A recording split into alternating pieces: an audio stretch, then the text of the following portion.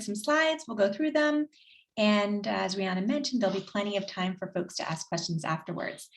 So we are excited to share with you some information about our University of Maryland Global Stewards National Science Foundation NRT program. Our goal is to train our future change makers at the food, energy, water nexus. And for those of you who are not familiar with NRT programs, these are very prestigious programs offered from the National Science Foundation. And the focus of all NRT programs is to increase our PhDs' skills and knowledge around interdisciplinary team science, to advance women and underrepresented minorities in STEM fields, and to also train our PhD students to be very successful across diverse career pathways. So these are the focus areas for all of the NRTs.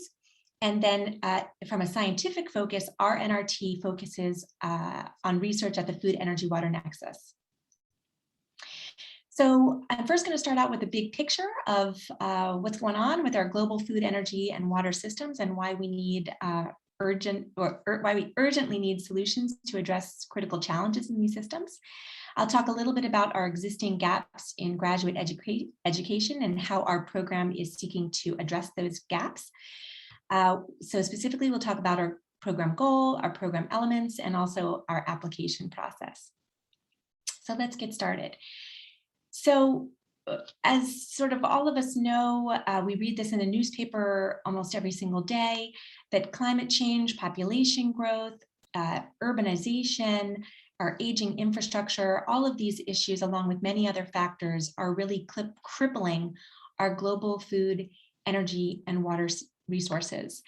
And unfortunately, over this past 18 months, the COVID pandemic has created even more challenges across all of these food systems, or across all of these different types of systems. And just to give you a snapshot of some of the challenges, if we look at our global water challenges, and hold on, I'm going to hide my little floating panel so I can actually see my slides. All right. If we look at just a snapshot of our global water challenges, if we look globally, this is an analysis and visualization that was done by the World Resources Institute that shows that by the year 2040, which is really not that long off, about a third of the world is going to be in high to extremely high water stress. And you see that the United States is in that category as well. And particularly if we zero in on the United States, a lot of that water stress is occurring in some of our big food production areas like California, Arizona, and Florida. Then if we take sort of a big picture look at our global food challenges, we know that by 2050, we're going to have almost 10 billion people on the earth. And the UN estimates that to meet this food demand, we're going to have to increase our global ag output by as much as 70%. So we're going to have to grow more food for more people with less water. And we know that if we look at our global water resources, around at a sort of a global average, 70% of those global freshwater resources go towards agricultural irrigation. So we're using a whole lot of water to grow our food, but we're running out of that water and we're going to have to grow more food. So this is one of the most critical challenges of our time. At the same time, if we look at our energy challenges, the US Energy Information Administration projects that we're going to have an almost 30% increase in world energy use by 2040. And you can see how that shakes out along the different types of energy that we use. And in fact, our Global Stewards program had a seminar just yesterday where it was a fascinating seminar about how we were talking about how energy transitions need to be made from fossil fuels to renewables, and how in that process, if we really want to electrify all of our vehicles and electrify our homes and buildings, we're actually going to need 3 times more energy supplied to actually make that transition happen. So then, you know, what are the intersections then between these food challenges, these energy challenges, these water challenges, and how do they intersect with climate? So I have just a few examples here. So if we look from sort of a food perspective, we know that the agricultural sector, it's not only the largest user of our fresh water, but it's also the biggest polluter of fresh water worldwide. And if we look at every aspect of the food chain, we need to provide energy across the pre-harvest setting across the post-harvest setting, from the input to the consumer. Energy is needed across that entire agri-food chain. So when we talk about needing to increase our ag output by 70%, we're going to need to do that with very little water, but we're also going to need to do that with energy throughout the entire process. So how do we do that, given that we're going to have globally more energy demands, and we haven't quite figured out how we're going to meet those demands with supply? And then if we talk about that intersection between food, energy, water systems, and climate, we know that our food supply chain, again, looking at it from the agricultural perspective, is contributing an estimated 14 billion metric tons of carbon dioxide equivalents. So, there's been a couple of different really fantastic publications on this over the past couple of years, but it's estimated that anywhere from a quarter to a third of anthropogenic greenhouse gas emissions is coming from our food supply chain. So as we seek solutions to grow more food, we also have to do it in a way that is not going to continue to increase our CO2 emissions. So all of these sort of intersecting factors speaks to this concept or this paradigm of the food, energy, water nexus, that if we're going to solve our food system challenges, we have to integrate and understand how water and energy systems are going to be impacted. And if we want to solve our water challenges, we have to integrate the impacts, inputs and outputs on our food and energy systems as well. So this is what we talk about when we talk about this food, energy, water nexus. But this is actually a relatively new concept. So this paradigm was sort of coined just 10 years ago in 2011 at a World Economic Forum conference in Davos, Switzerland. So it's still an emerging concept.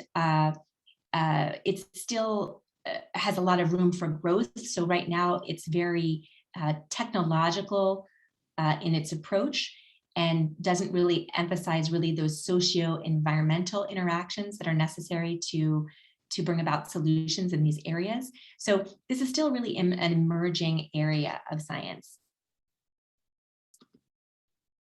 But what we do know is that moving forward, if we want to really solve these critical challenges of our time that are impacting food, energy, and water systems, we really need transdisciplinary team science. We need systems thinking and systems-based approaches to really attack these issues head on. But part of the challenge, if we look at the way our graduate education programs, or even not just graduate, but oftentimes even our undergraduate programs are framed right now, these programs typically focus on training experts in very highly specialized fields. And there's not a whole lot of emphasis on interdisciplinary research in each of these fields. So instead, our students will tend to focus on a very thin slice of science, and they'll learn to be, incredible disciplinarians and really become expert in their specific field of science. But oftentimes you'll have graduate students, PhD graduate students leave their program, and they won't be the best communicators across different disciplines. And they don't really have the effective skills or tools to really carry on in terms of effective team science. So there's a really great need, and NSF has identified this need really for the past several decades, but there's a need to inject interdisciplinary training, systems thinking, but also professional development and career prep population into our graduate programs so that our students are armed with the tools they need to go out in the world and work across any sector to address these critical and intersecting challenges of our time. So we sort of looked at that challenge, and when we wrote the grant for this program in January of 2018, the idea was that we wanted to create an interdisciplinary experiential graduate program here at the University of Maryland that focused on training our students to work and communicate across food, energy, water disciplines from across many different levels. So from molecular to societal levels, from global to local scales, or from local to global scales. And that in doing so, this would really enable our students to be prepared to address and solve, some of our most critical food, energy, water challenges of our time. And so we're working with our third cohort of students, And the overall idea of the program is that across the students who are participating, the faculty and staff that are participating, we want to really be building a UMD science and policy community to affect change at the food, energy, water nexus. Now, it's been really tricky over this past year and a half through the pandemic, because what was built as a very experiential program with lots of hands-on activities, field trips, interactions with different community groups, we've really had to shift that because of the pandemic, and it's changed the program in multiple ways, in some ways for the better, actually. But we're hoping that in this next year, as things continue to improve, we'll be able to incorporate more of our in-person activities into the program. So I want to introduce you to our core program team. So in the upper left, we have Dr. Amir Sapkota, and I'll sort of go by the columns. And then beneath him is Dr. Stephanie Lansing. Oh, and Amir is in the Maryland Institute for Applied Environmental Health in the School of Public Health. Stephanie below him is in the College of Ag, Environmental Science and Technology Department. Shirley Vincent below her is our external evaluator. Then we have Mihai Pop from our college, our CMNS. Rihanna is up at the top of the second row, and beneath her is Alan Davis from Civil Environmental Engineering, and Liang from Atmospheric and Oceanic, or the Atmospheric and Oceanic Sciences Department. Then we have Maurice heading up the third column here. He is our Director of Finance in the Maryland Institute for Applied Environmental Health, and helps all of our faculty and fellows with all of their needs, financial, course registration, credit issues, stipend issues. So Maurice is your go-to person. Below Maurice is Zhenghong Meng from the Joint Institute for Food Safety and Applied Nutrition. And beneath him is Shirley McCullough, also from the College of Ag in Plant Sciences and Landscape Architecture. And then on the top right is Glee Marbach Ad. She is our internal evaluator, part of the CMNS Teaching and Learning Center. And beneath her is Nate Holtman from our School of Public Policy. So we have very diverse array of faculty contributors to this program. We also have a number of different supporting faculty members, so all of the advisors of our fellows, as well as other faculty members who have been engaged in our interdisciplinary research projects, which I'll talk about in a little bit more detail. So if we look across our last 3 years, our 2019, our 2020, and our 2021 cohorts, I think we're really accomplishing what we hope to accomplish in terms of interdisciplinarity, because we have students that are coming from 7 schools and colleges. And this has really created a really rich environment for our fellows. And also, especially for me and Rihanna, who are heavily involved in running the program, we have learned so much from bringing in these different perspectives from these different schools and colleges. So in terms of what we're actually doing inside of the program, this is a figure of the program at a glance. So we have 5 different elements, and I'll just go through them briefly here, and then we'll go into a little bit more detail on the next couple of slides. So our NRT element 1 is our experiential coursework. It's 11 credits. I'll go into the details in a little bit. Our element 2 is our summer boost workshops. We hold these at the end of August. These are professional development workshop series. Our element number 3 is domestic internship. 4 is our global winter AMP experience. So these are short-term study abroad programs in Israel. We've done them in Israel. We also hope to do them in Nepal as well. And 5 is our outreach and mentoring element. And across all of these areas, we have some research themes within our NRT. So the first one is agricultural resilience through energy efficient water reuse. So this is really the research theme of our Conserve Center of Excellence. So there's a lot of overlap between the Conserve Center and the NRT. Another theme is food safety and security in variable climate scenarios. Our third research area is decision support systems to advance food, energy, water adaptation strategies. And then the fourth area, which was added in our second year, is really focusing on research that is advancing the human and social aspects of the food, energy, water nexus. Because again, as I mentioned before, thinking around the food, energy, water nexus has often focused on technological solutions. But if we want to address these challenges across these systems, there's a huge human element too. So there's a social behavioral research element that needs to be addressed as well. So if you're here looking at these research areas and you think, you know what, I don't know if I really fit into any of those research areas. I'm actually not, if for those of you who are first year students, you might not really know yet what you're really interested in, but that's okay. You know, what we, tell prospective applicants to the program is that if you're remotely interested in food systems, in energy systems, in water, in climate change impacts on human health, then you could be a good fit for our program. So please don't be swayed if you don't see exactly what you like to do under our research areas, because they are very fluid from year to year, because we have a different set of students that join the program from different departments and colleges each year. So our program is also a competency-based program. I'm not going to get into details here. You can also refer to these, they're up on our website. But the idea is that each of those 5 elements, between all of them, are addressing all of these 8 core competencies. And these competencies were developed from decades of training programs that have been funded from the National Science Foundation. And it's these skills that students really need to gain in order to be great interdisciplinarians. So now we're just going to spend a little bit of time going to a little bit more detail on our different NRT elements. And then Rihanna is going to discuss our application process. So in terms of our experiential coursework, this is 11 credits. But the idea is that NSF certainly doesn't want this program to increase your time to degree. So the idea is hopefully that these 11 credits can be somehow overlapping with your existing course requirements of your program. And I'll just use our program as an example. In our program, there is a requirement, there's a lot of flexibility where there's sort of your specialization area.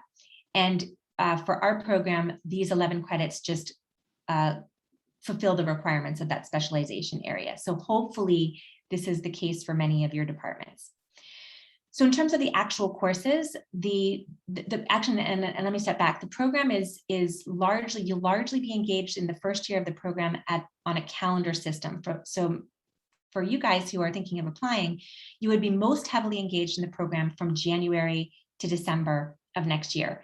And then you would still be engaged after that first year with seminars and service events, social events, committee responsibilities, and that sort of thing. But your large contribution, particularly with regard to the coursework, will be in the calendar year of 2022.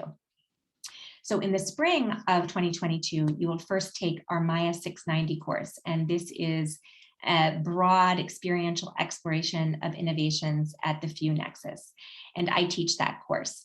And what it does is really bring everybody on the same page, because some people are coming from sort of water related science, some people are coming from atmospheric related science, but really don't know about the other systems.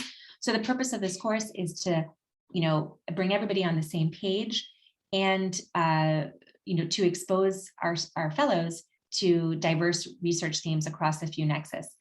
It's intended to be, and again, we had to transition a little bit through COVID, but a very experiential course. So we do a lot of hands-on activities, field trips. As you can see below, actually the below right was a field trip we were able to take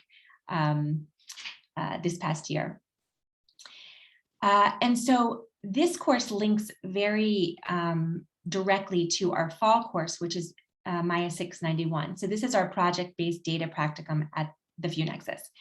But what actually happens is the projects. So the projects are really sort of the hallmark of the program. So our fellows actually pick up skills in interdisciplinary team science by actually doing a project with several other students that are not in their discipline. So this year, we sort of have changed the way that we, the timeline of the projects based on feedback from our evaluation team, where the projects now start actually at the beginning of the Maya 690 course. That's when the projects are pitched and the students decide what projects they want to take part in. And then the end of the project goes all the way through the fall semester, or the summer and the fall semester, and the deliverable for the project is due in December. And in this case, it'll be December of 2022. So the point of these projects is that you get a chance to actually engage in interdisciplinary research with group members that are not from your program. And the result is something that's actionable. So it can be a grant proposal, it can be a manuscript, it can be an op-ed, extension materials. So it's something that will actually move the science at the FEW Nexus forward. So you're learning very practical skills here. And then in addition to these courses, there is our seminar, which goes throughout the year. It's 1 credit. It's on Thursdays in the spring semester, and it's on Wednesdays in the fall semester. And then as part of our program, we also require folks to take at least 1 Infuse or Innovations at the Food, Energy, Water Nexus related elective. But essentially, this really is any course that you've taken at the university to fill any of your other program credits that touch upon any issues of food, energy, water, climate, or public health. So this is already sort of built into your program. So I just wanted to give you some examples of what those projects actually look like, because again, this is the centerpiece of the program, and this is sort of what you want to get out of the program are these tangible skills in interdisciplinary team science. So this year we have a group that is actually, or let me step back. This year for the first time, in addition to faculty ideas and student ideas informing what the projects would be, we also put out a request for pitches among our collaborating industry groups, nonprofits, and government collaborators. And so this year, the Urban Green Council, which is a nonprofit in New York City, pitched this idea of a project that we're calling Electrifying for Health. So the point of this project is, again, it's in this space of energy transitions. So if we want to move forward and really reduce our CO2 emissions, we're going to have to electrify, and not just our cars. So for New York City, for example, where we already have a fantastic transit system, the biggest source of greenhouse emissions is actually the buildings, because the buildings are fueled by fossil fuels. So this whole project is looking at how, okay, if we can electrify the buildings in New York City, what will be the positive impacts on human health? Because what will happen is you'll have a reduction in air quality challenges, and you'll have improvements across a number of different health outcomes that are associated with good air quality. So for the second project, this project was pitched by our University of Maryland Office of Sustainability. And the essence of this project is we're looking at how our food behavior, so how what we consume is making a difference in terms of climate mitigation. Our third project was pitched by a faculty member over in Ag, and this is a life cycle assessment of agrivoltaic farming to combat food, energy, water vulnerabilities in the southwestern US. So this is part of an ongoing project that Mitch is a part of. And for those of you who are not aware of agrivoltaics, this is the incorporation of solar panels in a farming scenario. And what's very advantageous about the solar panels is you're not only generating energy, but you're also creating a situation where the plants are growing in shade for part of the day, and that can reduce evaporative water losses. It can improve the water levels in soil. So you can actually save water and conserve water if you're farming crops in an agrivoltaic setting. So this project is looking at that whole life cycle assessment of how agrivoltaics can actually impact food, energy, and water needs in these areas. And finally, we have a project that was pitched by Shirley McAuliffe, also over in Ag. And this is leveraging off some of the work of our Conserve Center, where we conducted a 2-year longitudinal study of recycled water sources that are used for agricultural irrigation. And Shirley's team, as part of this study, isolated salmonella, which is a bacterial pathogen, from these different recycled water sources. And so what this project is doing is they're taking this really great data set and they're investigating the ecology and fitness traits of the salmonella that were isolated from these water sources. And I will turn it over to Rihanna. Thanks, Amy. All right, so I will discuss a couple of the other NRT elements of our program. So our second element is the annual Summer Boost workshop. And as the name suggests, these are workshops that are held during the summer. And actually, we just wrapped up about a month ago during the last week, the third and the last week of August. We held our Summer Boost workshop for this year. And really, this workshop is focused on enhancing the professional development of our different fellows. So for instance, this year we had sessions such as science communication, professional mentoring, how to write an op-ed, grant writing, management and budgeting. And we also had a really great panel discussion on the decision to do a postdoc after graduating. And then we even had a service trip to a forest farm, and we did a happy hour outdoors and a couple other activities. So this is meant to be a fun yet really engaging and informative workshop that brings the students together, and we can then focus on improving their professional development skills. Next slide. All right, and then NRT element number 3 is a local internship, which is based in a non-academic setting. And these internships are optional. So we haven't had too many students take advantage of this opportunity, but you are definitely welcome to if you would like to pursue an internship. We have different connections with agencies within the DC area, such as the USDA, National Oceanic and Atmospheric Administration, NOAA, the Water Research Foundation, and a couple other different agencies and nonprofits in this area. And the purpose of this internship is to establish, implement, and evaluate internship learning objectives and integrate few research concepts and theories into non-academic research endeavors. So basically, what you're doing by doing this internship is improving your communication skills, your professional skills, and sort of preparing yourself for then working in a few nexus sort of area when you graduate. So it allows you to then also gain an understanding of the sponsoring organization, and you can assume different responsibilities while you're there for sort of real world projects that these organizations are engaging in. Next slide. Well, and I should mention that we actually, for the internship, if you are interested, we can help you make those connections. Thank you, Amy. We can help you make those connections with the local agencies that you're interested in, because we do have a number of connections within this area. So that's typically how we run the internship. People let us know if they're interested, and we will assist in finding a sponsoring organization. All right, and our energy element number 4 is our global winter AMP trip. So this is a 2-week faculty-led study abroad experience in Israel or Nepal. We were able to visit Israel in January 2020 before things got pretty crazy worldwide with the pandemic.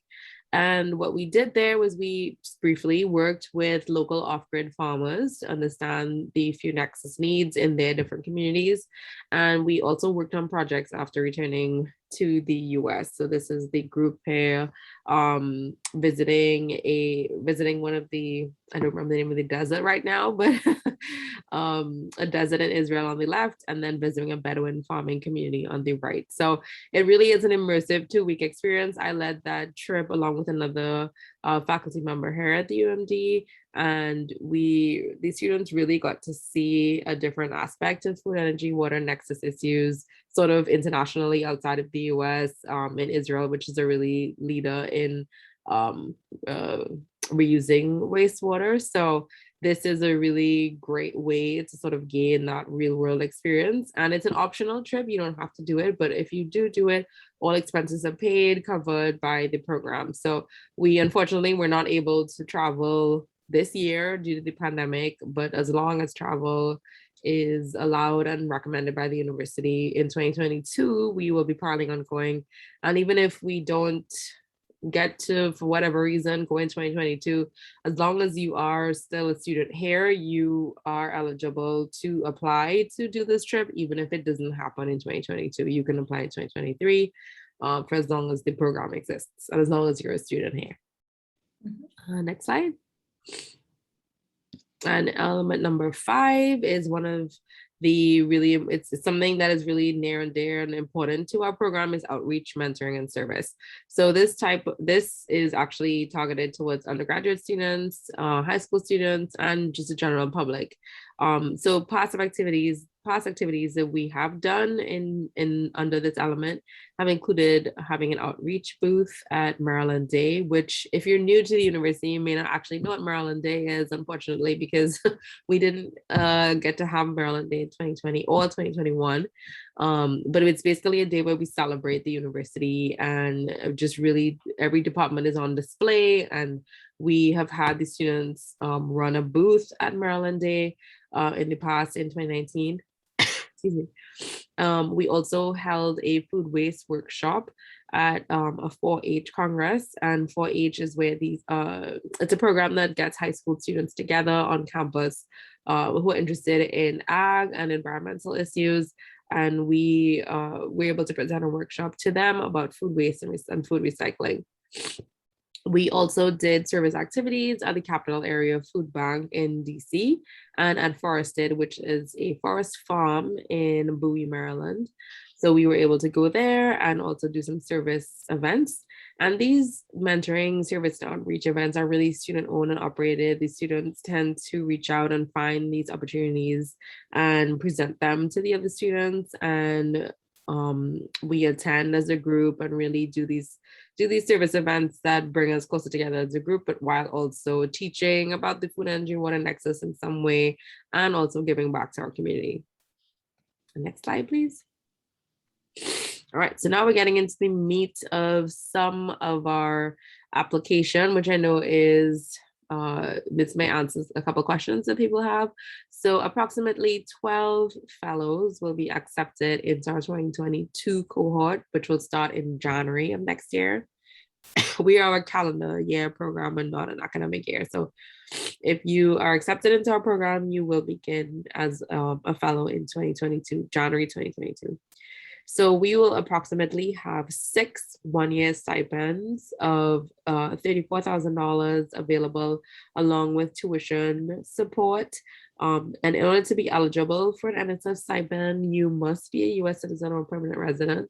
However, we do encourage all students to apply, because even if you are not eligible for an NSF stipend, because you're not a student, because you're not a permanent resident or a citizen, you are still able to benefit from every other aspect of our program. So there's other great aspects of our program, such as the winter app trip, the study abroad trip.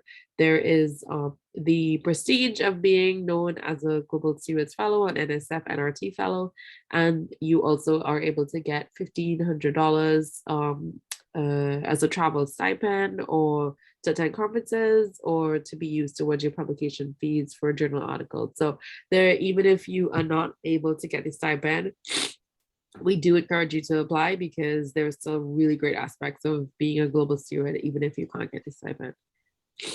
All right, next slide, please. And just one thing that I wanted to add. Am I on mute?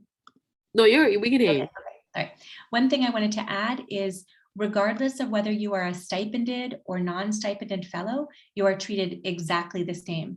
You are all UMD Global Stewards Fellows, and there is no distinguishing between people who are funded on this grant or maybe funded by a TA-ship or funded by another GA-ship.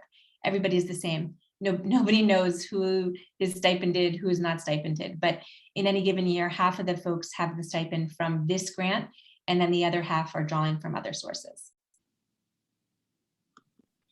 Yep, exactly. So we, each student is treated the same whether you're on a stipend or not. So we encourage everyone to apply. All right, and then this is just a little flyer that we've created. So you might see this across our social media and our website, telling you that our application period is open. It opened around the end of August, and it will close on October 15th of 2021. So you can apply on our website or using this link, go.umd.edu/global stewards 2022. So our website has all of the information on there. So if you just go to our website, you can click the application link through there. Next slide, please. All right, so some of the applicant requirements. You must have a current GPA of 3.0. And I know some students here are new. Don't worry about that. If you are a new student in your first year and your transcript says, 0 because you haven't taken any classes yet, or you haven't gotten any grades for your classes yet. So that's fine. We will, waive that requirement, but you still have to submit your transcript. So you must be enrolled in a PhD program here at UMD at the time of application. And everyone who introduced themselves said that they were in a PhD program here. So that's not going to be a problem for anyone. You must intend to conduct research at the few nexus involving at least 2 nexus areas. So that should be on your horizon, because you will be required to do this interdisciplinary team project. You must have approval from your primary advisor, and there's actually a form on our website that your advisor must fill out, and you have to submit that together with your application.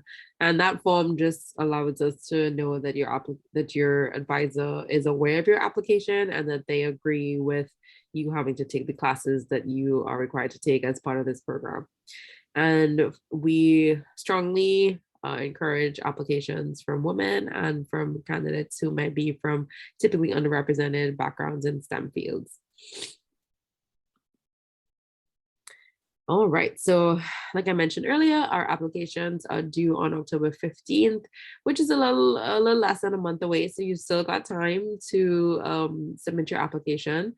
In order to apply, you would need things like your personal information, which would is on the form that you would fill out when you're applying. So things like just your name, email, your UMD program, your citizenship status, etc. You would need to produce a research statement, which is a 1 to 2 page PDF describing your prior research experience, your future research interests, and why you want to be a UMD Global Steward. So basically telling us a little bit about yourself, what you've done so far, what you plan to do in the future, and why you want to join our program.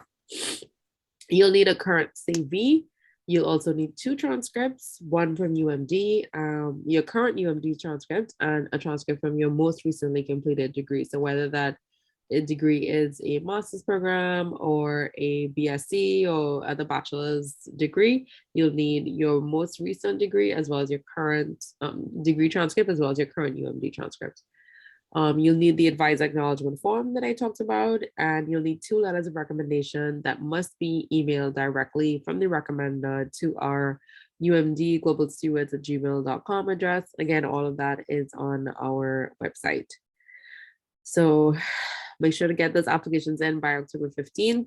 And the application process is completely identical for people who are eligible to receive the stipend and those who are not. So it's the same application process.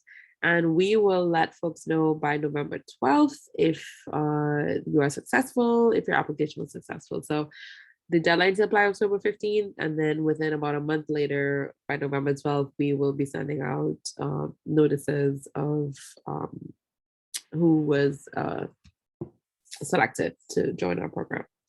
So make sure your application materials are ready before beginning your application, because the online form is not able to save your application if you start it and go back. So just get the materials together. All of these are listed on our website as well as on the form that you'll be filling out. So you'll have a lot of time to gather everything and then start the application.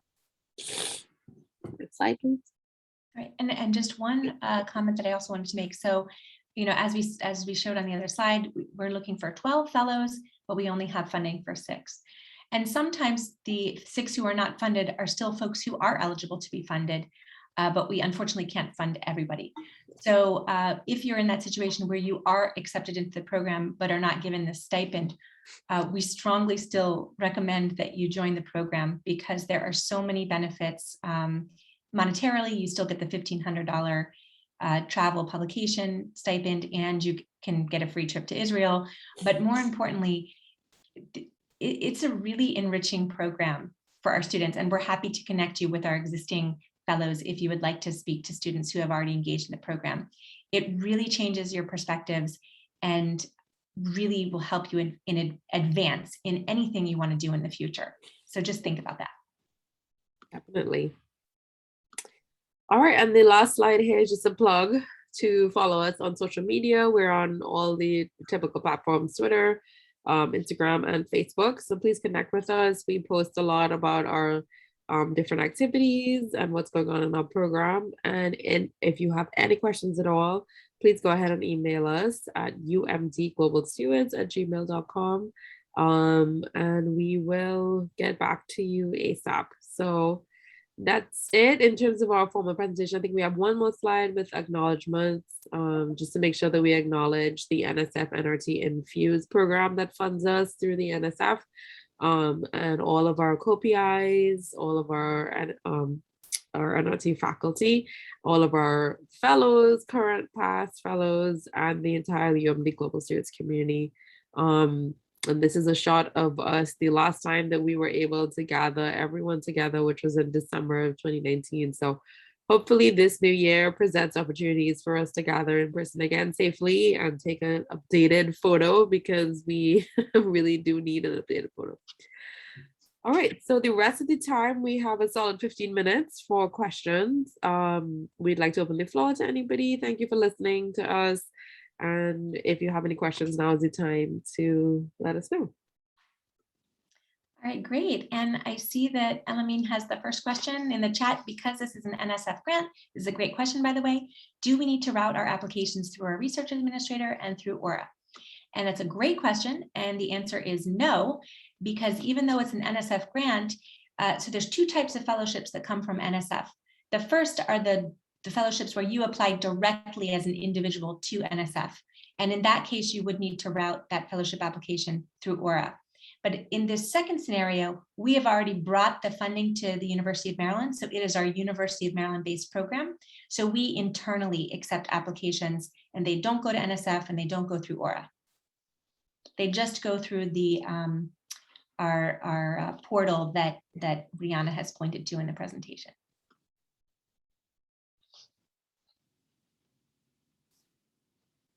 Any other questions?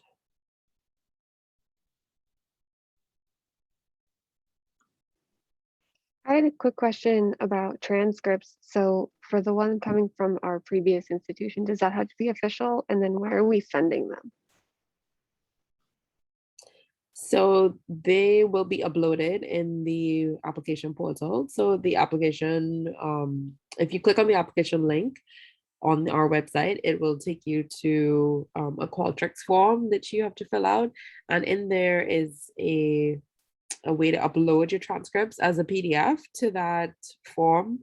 So the first one from UMD does not have to be official. And your previous one, in the past, we've allowed unofficial ones if it's if it's cost prohibitive or anything to get the official one. If you have an official one, it's best, but we have accepted unofficial transcripts from your previous institution in the past. So. Thank you.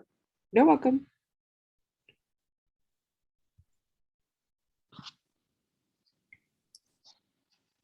All right. Is anyone just really psyched to apply now? Can we expect, let's see, there's 1, 2, 3, 4, 5, 6, 7, 8. Can we expect 8 applications in the coming weeks? Or do you still need some convincing? Okay, Vivek is giving us a thumbs up. And so is Stephanie and Elamine. Yay! And Allison, is there anything from a faculty perspective that you would like us to cover more, or can we count on you to forward our information on to your students? Yeah, Linda's here. So no, this was very helpful. I just wanted to make sure that like the proposed or the research that Linda's doing like fits within the vision of this program, and it sounds like it might. So no, this sounds wonderful, and I really appreciate and love the interdisciplinary training that's being offered. Great. And you're in civil and environmental engineering, Allison? Mm-hmm. Yeah, so every year we have students, at least 1 or 2 from civil and environmental engineering, and it's a really fantastic fit in the program. Yep. I mean, it's always great if we have a set of, public health, engineering, policy, ag, atmospheric and oceanic science folks. It's just really cool because I really think it really changes students' perspectives and how they think about their own research. So a lot of what we have done, even though the projects that the students do may not be totally complementary to their disciplinary research, what we've found that as a result of being in the program in general, it has improved the students' disciplinary research. For example, I'll talk about, Brittany Drakeford this year is one of our students from architecture. So she focuses on planning and environmental justice issues and, green infrastructure and, access to fresh food instead of being in a food desert. And through our seminars, we brought in an expert who was from anthropology, actually, who talked about rapid ethnographic assessments. And Brittany didn't even know that was a thing. And she said, well, wait a second, though, that's the missing piece to what I need to do over here in my planning related research. So we have a lot of examples of that our students are even able to then have access to other tools from other disciplines that they didn't even know existed that could really help move their own science forward.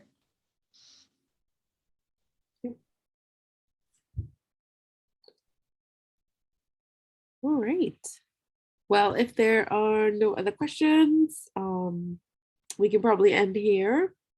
But Amy and I are always open and willing to answer any questions. You can email either of us or the UMD Global STEWARDS @gmail address. And, we look forward to receiving everyone's applications and welcoming you, maybe, into the program next year. So. Thanks so much. Thank you. And I will Thank you. I really, really recording. appreciate it. You're Yeah, welcome. thank you so much. You're very welcome. And I'll Thank you post so this much. recording on our website so that if you miss anything, you can go back to it. So. All right. Thank you guys for joining. Stay safe, Have a great everybody. weekend.